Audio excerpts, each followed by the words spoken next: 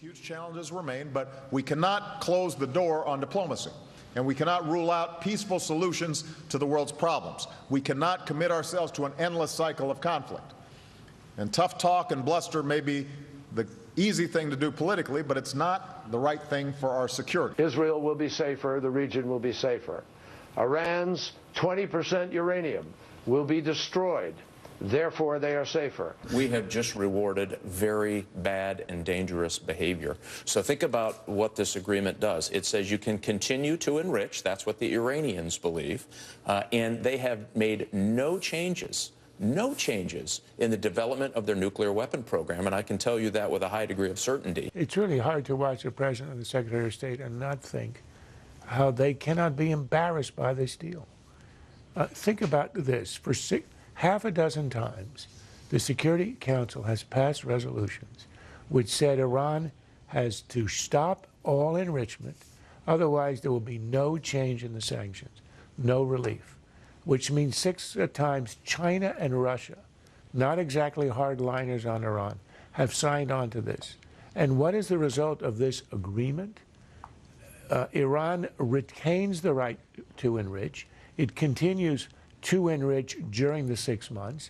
It is promised a final deal in which we're going to work out the details of its enrichment. And remember, enrichment is the dam against all proliferation.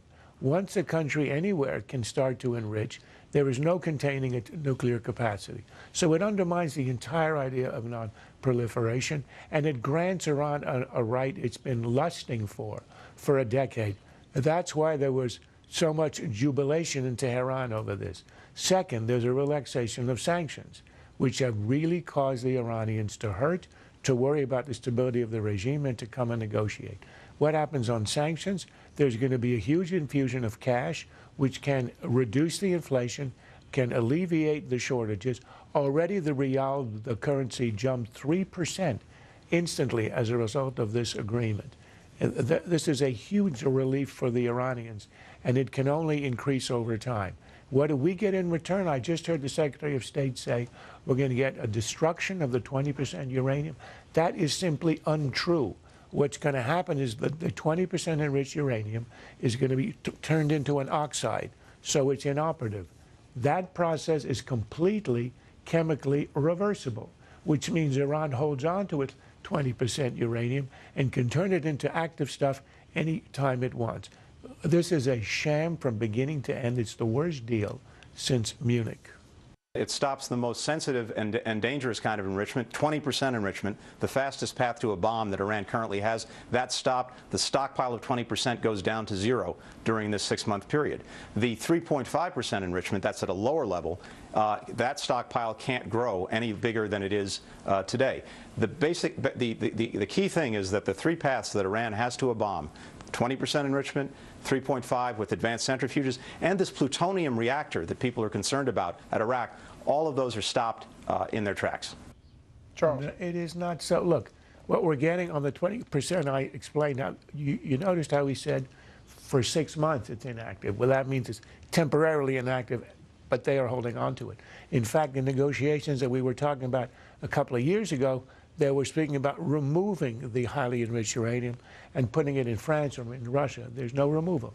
It stays with the Iranians. Secondly, on plutonium, and this is the reason that the French had walked out initially, on the plutonium plant, which is a finger in the eye, it has no other purpose than actually creating a second path to create a bomb. There is nothing in there of dismantling it. Why else would you have a heavy water reactor if not to produce a bomb? There is no talk of dismantling. In fact, it continues its construction. The only element in the deal is that it can't inject the fuel rods, which wouldn't have been done until the very end anyway. It stopped absolutely nothing. This is a program, this is an agreement that has not taken away a single instrument that spins the uranium, has not shut down the plants that create the machines that spin and enrich uranium. There is nothing in it that reduces, disables, or in any way inactivates its infrastructure. And we call this a way to stop them from acquiring the bomb. It's a farce. It's the West blessing Iran as a threshold nuclear state, always on the verge, a month or two away from a breakout and becoming a nuclear state. The last few months, you've seen a lot of headlines about gridlock and partisan bickering, and too often one faction of one party in one house of Congress has chosen courses of action that ended up harming our businesses or our economy or our workers, or they want to refight old political battles rather than create jobs and grow the economy and strengthen the middle class. Essentially, the estimate by the end of 2014 would be that employer plans would, 76% of them would be vanished. The small employer, large employer, 55%, and all employers would be canceled, 63% in all. 63% of all employers. This is 157 million employer policies. Those are just astronomical numbers. And it really undermines Obama's defense. Remember what he said a week ago when he was trying to do the patch, the fix, to undo the cancellations. He said, well, you know, we didn't really know this was going to happen, but it was a result of poor crafting of the law.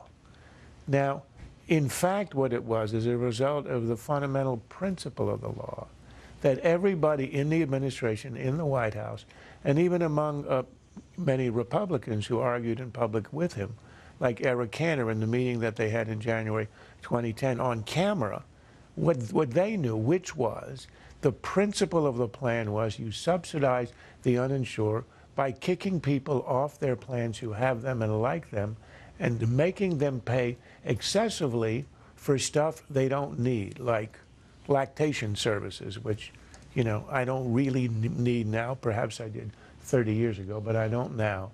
So you pay extra, you then subsidize the uninsured, and that's how you end up with this. Obama knew that, and it undermines his claim that this is all a surprise to him, and that really hits him in his credibility.